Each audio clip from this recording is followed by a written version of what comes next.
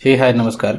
तो आज हम लोग जो ज्योग्राफी की जो एनसीईआरटी की सीरीज थी उसको हम लोग कंटिन्यू करेंगे और ये 10वां लेक्चर होगा।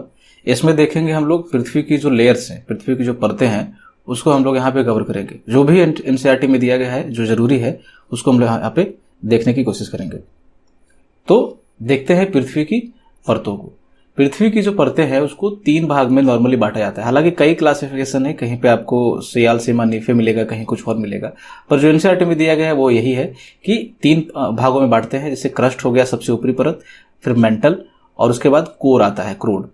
ये वाली जो आप परत देख रहे होंगे, ये पोर्शन जो है आपका, इसको हम लोग बोलते हैं क्रस्ट। ये जो ऊपरी भाग है जहां पे आप पर्वत, पहाड़, पठार, समुद्र जहां पे आप चलते हैं, वो सारी चीजें जो है वो क्रस्ट पे स्थित है, लगभग 100 किलोमीटर तक। देखेंगे अभी डिटेल में हम लोग। दूसरा जो लेयर होता है वो मेंटल, यहाँ से क्रस्ट के ठीक बाद से शुरू होता है और यहाँ तक 2900 किलोमीटर तक का मेंटल होता है। और मेंटल के बाद जो परत शुरू होती है हमारी वो है क्रूड, कोर इसको बोलते हैं अंग्रेजी में। सबसे पहले भूपर्पटी को देखिए। पृथ्वी का जो सबसे बाहरी भाग है वो क्या है? भूपर्पटी है, इसको क्रस्ट बोलते हैं अंग्रेजी में। ये ठोस है और भंगुर है। भंगुर का मतलब जो चीज जल्दी टूट जाए उसको हम लोग भंगुर बोलते हैं, जिसमें जल्दी टूट जाने की प्रवृत्ति होती है। अब इसकी जो मोटाई है, जो क्रस्ट की मोटाई है, वो महाद्वीपों और महासागरों के नीचे अलग अलग है। देखिए, जो कॉन्टिनेंट होगा, जो महाद्वीप होंगे, जो स्थल भाग है, उसके नीचे जो भूपर्पटी की मोटाई है वो अधिक है, जबकि जो महासागर है उसके नीचे जो इसकी मोटाई होगी वो कम होगी। यहाँ पे आप देखिए कि ये जो है, ये जो पोर्शन आप देख रहे हैं, ये क्रस्ट है, ठीक है।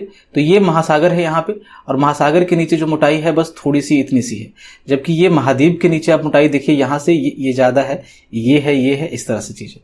बोल रहा है कि पर्वतीय जो क्षेत्र होते हैं, जो माउंटेनियस एरिया होता है, वहां पे ये मोटाई और भी ज्यादा होती है और भी अधिक होती है। जैसे कि हिमालय जो श्रेणी है उसके नीचे लगभग ये 70 किलोमीटर मोटा है। आप देखिए यहाँ पे ये नॉर्मल आपका भूपर्पटी है, कौन सी? स्थल वाली महाद्वीपीय भूपर्पटी। तो यहाँ पे इतना मोटा है, जबकि ये अगर पहाड़ है, यहाँ पे देखिए पहाड़ी जो क्षेत्र है वहां पे लगभग ये इतना मोटा है। तो जो एक तो जो पहाड़ी क्षेत्र होता है उस पर एक तो आपका भूपर्पटी की मोटाई प्लस जो उसका उभार है, उसका जो उठाव है वो भी सम्मिलित कर लिया जाता है, इसलिए वो ज्यादा मोटा यहाँ पे होता है। तो नॉर्मल चीज वही आप याद रखिएगा कि महाद्वीपों के नीचे मोटाई जो है वो ज्यादा होती है, महासागरों के नीचे कम होती है, और पर्वतीय क्षेत्रों में थोड़ी और भी ज्यादा होती है। भूपर्पटी जो है वो भारी चट्टानों से निर्मित है और इसका जो घनत्व है वो औसत घनत्व आपका बोला जा रहा है वो लगभग 3 ग्राम प्रति घन सेंटीमीटर है, 3 ग्राम पर क्यूबिक सेंटीमीटर है ये। महाद्वीपीय नहीं, भूपर्पटी जो है, क्रस्ट है, उसको सुविधा के हिसाब से हम लोग 2 भागों में बांटते हैं। कौन कौन? एक तो महाद्वीपीय भूपर्पटी हो गया और एक है महासागरीय भूपर्पटी, कॉन्टिनेंटल क्रस्ट और ओशियानिक क्रस्ट। ये आप देखिए, जो महासागरीय भूपर्पटी और महाद्वीपीय भूपर्पटी है उसकी मोटाई जो है वो अलग अलग होती है, मैंने आपको पिछले स्लाइड में बताया। तो महाद्वीपीय जो क्रस्ट है, ये वाला जो क्रस्ट है, उसकी जो लगभग औसत जो मोटाई है वो 30 किलोमीटर के आसपास होती है, और महासागरीय क्रस्ट की जो औसत मोटाई है वो लगभग 5 किलोमीटर के आसपास होती है, काफी कम होती है। तो डिफरेंस आप इससे ही देख सकते हैं। ये जो महासागरों के नीचे जो भूपर्पटी की चट्टानें हैं वो किससे निर्मित होती है? वो बेसाल्ट से होती है। और ये पूछा जाता है, कई जगह पूछा गया है कि ये किससे बनी होती है? बेसाल्ट से होती है, ग्रेनाइट से होती है, किससे होती है? और यहाँ पे इसका जो घनत्व है वो लगभग 2.7 ग्राम प्रति घन सेंटीमीटर जो है होता है। तो ये है। आगे है मेंटल। दूसरा जो परत है हमारा पृथ्वी का वो है मेंटल। ये यहाँ पे क्रस्ट खत्म हो गया और क्रस्ट के ठीक बाद से यहाँ तक मेंटल शुरू होता है। तो पृथ्वी के अंदर जो है भूपर्पटी के नीचे जो परत होती है वो है मेंटल, और इसका जो विस्तार है वो मोहो अशांत से शुरू होकर के 2900 किलोमीटर की गहराई तक पाया जाता है। अब ये मोहो अशांत क्या चीज है? ये वाला देखिए क्या होता है। देखिए, आप पृथ्वी के नीचे जाते हैं तो क्या होता है कि इसका जो घनत्व है और इसका जो यहाँ पे दबाव है वो सारी चीजें जो है वो बढ़ती जाती है। अब होता क्या है कि आप जैसे जैसे नीचे जाते हैं, यहाँ पे 2 घनत्व है और मान लीजिए कि यहाँ अचानक 4 हो जाए, तो आप देखिए कि ये जो कंटिन्यूटी थी जो घनत्व की वो टूट गई। जो डेंसिटी की कंटिन्यूटी थी यहाँ पे भंग हो गई, अचानक से वो बढ़ गया, ठीक है। उसको धीरे धीरे बढ़ना चाहिए था, जबकि वो अचानक से बढ़ा। तो ऐसे क्षेत्र को क्या कहा जाता है? ऐसे क्षेत्र को कहा जाता है डिसकंटिन्यूटी, अशांति इसको बोला जाता है। और वही है यहाँ पे, जब आप ये क्रस्ट और मेंटल के बीच देखेंगे, यहाँ पे देखिए आप, ये क्रस्ट है ऊपर और ये है मेंटल, तो इसके बीच जो है अचानक जो है डेंसिटी में परिवर्तन आता है, इसलिए यहाँ पे एक डिसकंटिन्यूटी बनती है। क्योंकि इस डिसकंटिन्यूटी को खोजा था मोहो रोबिक नाम है वैज्ञानिक ने, इसीलिए उसके नाम पे उसको कहा जाता है मोहो अशांत या फिर मोहो डिसकंटिन्यूटी। इस तरह से कई सारे डिसकंटिन्यूटी है, गुटेनबर्ग है और भी सारी चीजें हैं। तो फिलहाल आप ये याद रखिए कि ये जो है क्रस्ट और मेंटल के बीच जो डिसकंटिन्यूटी है उसको बोलते हैं हम लोग मोहो डिसकंटिन्यूटी या मोहो अशांति, ठीक है। तो मोहो अशांत से शुरू होकर के ये 2900 किलोमीटर तक पाई जाती है। इसको भी फर्दर 2 क्लासिफिकेशन कर सकते हैं, एक तो ऊपरी मेंटल और दूसरा है निचली मेंटल। अब इसमें जो सबसे इंपॉर्टेंट क्लासिफिकेशन है जो एग्जाम में आता है और जो आपको जानना जरूरी है वो है एस्थनोस्फीयर वर्सेस लिथोस्फीयर की, स्थल मंडल और दुर्बलता मंडल। अब होता क्या है, देखिए यहां से आप ये जो पोर्शन देख रहे हो, यहां तक ये क्रस्ट है, ये वाला पोर्शन, और उसके बाद से यहां से नीचे मेंटल शुरू हो जाता है। तो यहां पे क्रस्ट जो है ऊपर ठोस भाग है, और नीचे जो ये वाला जो मेंटल है यहाँ पे ये भी ठोस भाग है। थोड़ा सा 100 किलोमीटर तक आप जाएंगे तो मेंटल का एरिया भी लगभग वो ठोस होगा।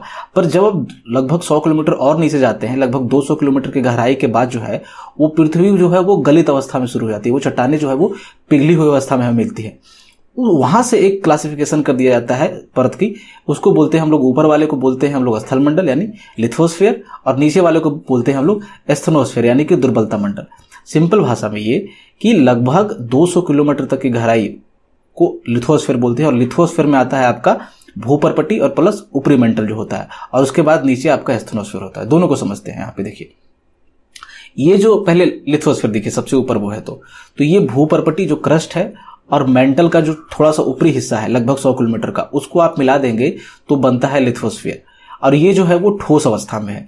इसकी जो गहराई है, इसका जो विस्तार है लगभग 200 किलोमीटर तक के नीचे तक जो है वो विस्तृत है। तो इसमें ऊपर का जो भूपर्पटी है वो और थोड़ा सा मेंटल मिला दिए।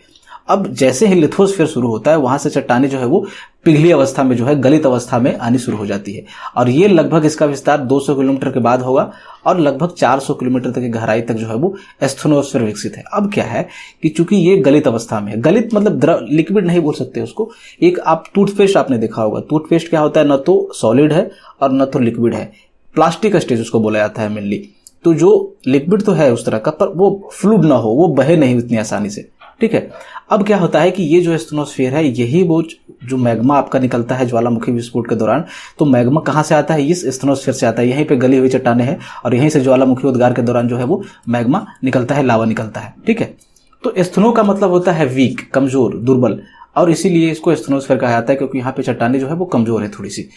और ये जो ज्वालामुखी उद्गार होता है, वोल्केनिक इरप्शन होता है, उसके दौरान जो लावा धरातल पर प्रकट होता है, उसका जो मुख्य स्रोत है, मेन जो सोर्स है, वो यही एस्थनोस्फीयर है, यहीं से जो लावा बाहर निकलता है।